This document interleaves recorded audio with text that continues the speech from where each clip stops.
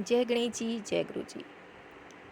आइए आज हम जानेंगे चतुर्थ खंड के नवम अध्याय के बारे में, जिसमें कि तुलसी का गणपति को शाप देना बताया गया है।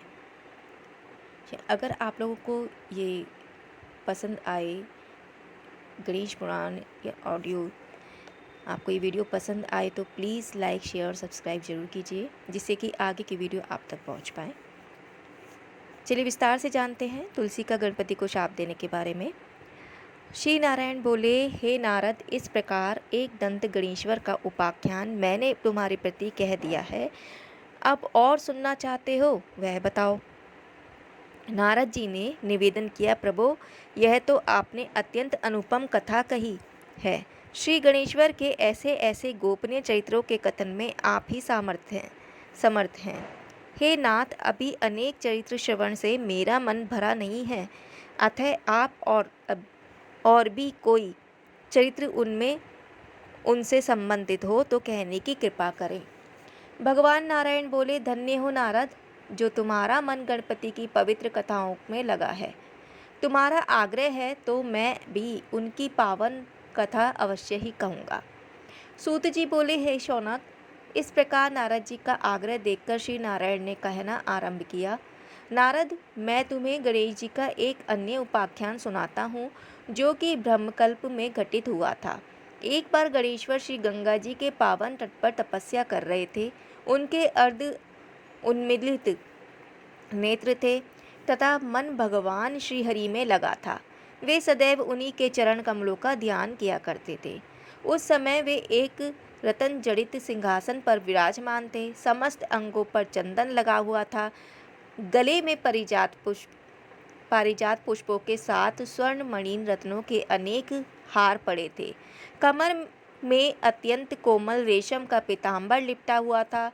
भुजाओं में स्वर्णाभरण, मस्तक पर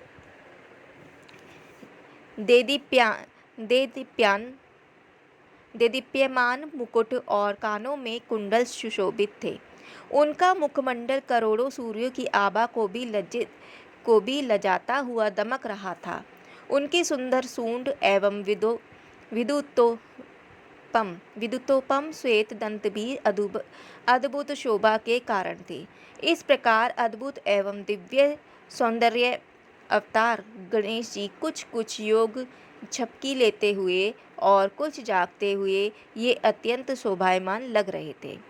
इसी अवसर पर धर्मात्मज की नवयौवना कन्या तुलसी देवी श्री हरि का स्मरण करती हुई विभिन्न तीर्थों में भ्रमण करने को निकली थी। वह विभिन्न स्थानों पर होती हुई उसी गंगा तट पर जा पहुंची, जहां पर पार्वती नंदन एक दंत भगवान श्री कृष्ण के चरण अरविंदों में के ध्यान में रत थे। तुलसी के उमासुवन को देखते हुए कुछ विमोहित सी हो गई। उसने सोचा, कितना अद्भुत और अलौकिक रूप है गिरिजानंदन का। इनसे वार्तालाप करके विचार जानना चाहिए। संभव है इनके द्वारा की जाने वाली उपासना कुछ इस प्रकार की हो जो मेरा प्रयोजन है।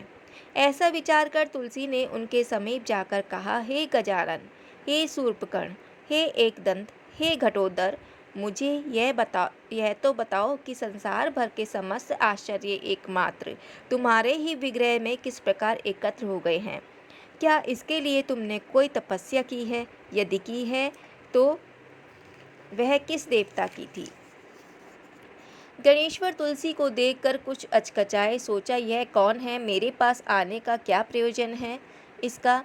जब कोई समाधान ना हुआ तो बोले, वत्से, मैंने तुम्हें अब से पहले कभी नहीं देखा, इसलिए तुम कौन हो?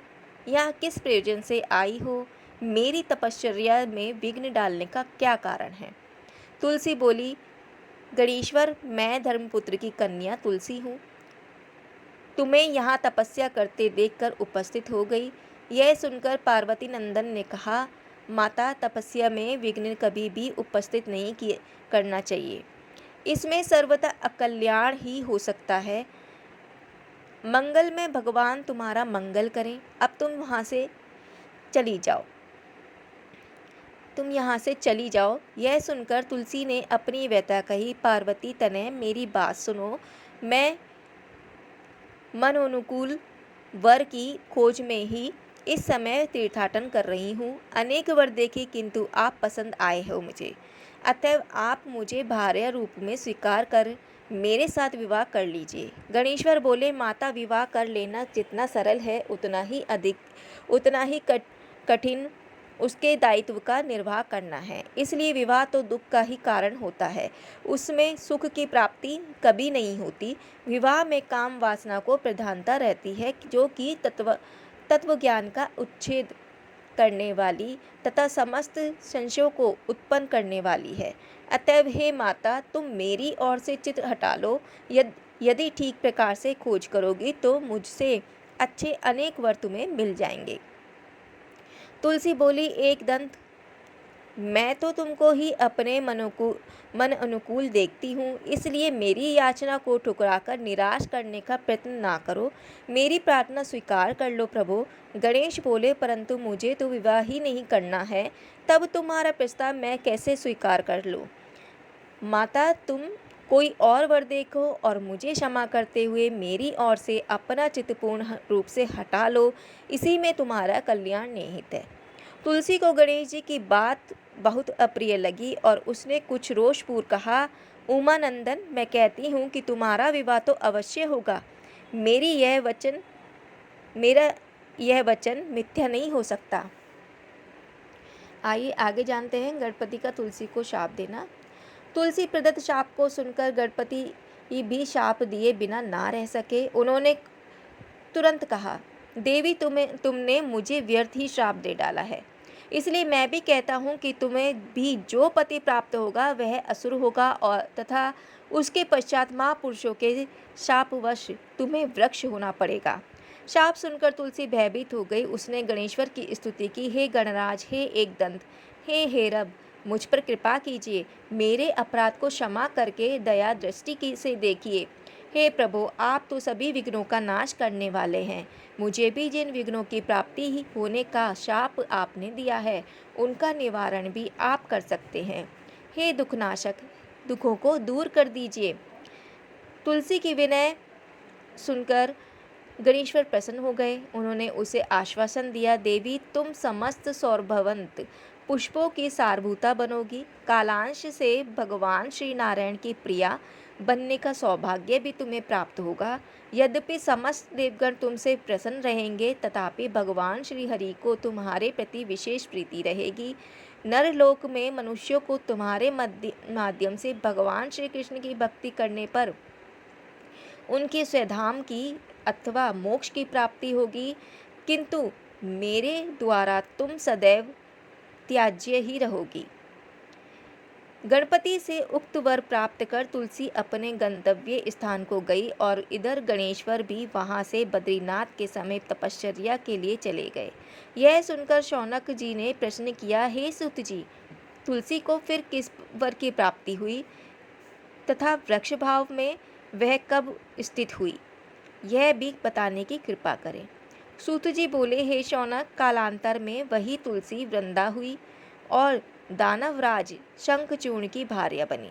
वह शंखचूर्ण पूर्व जन्म में भगवान श्री कृष्ण का पार्षद सुदामा था, जो राशेश्वरी राधा के शापवश असुर योनि को प्राप्त हुआ था। वह शंखचूर्ण भार्या भगवान के कालांश से वृक्ष भाव को प्राप्त होती हुई श्री हरि की परम प्रिया हुई।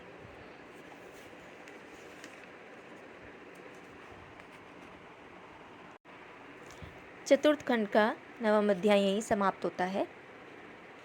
आगे फिर से हाजिर होंगे पंचम खंड के प्रथम अध्याय के साथ। तब तक के लिए जय गणेश जी, जय लंबोदराय, जय गुरु जी।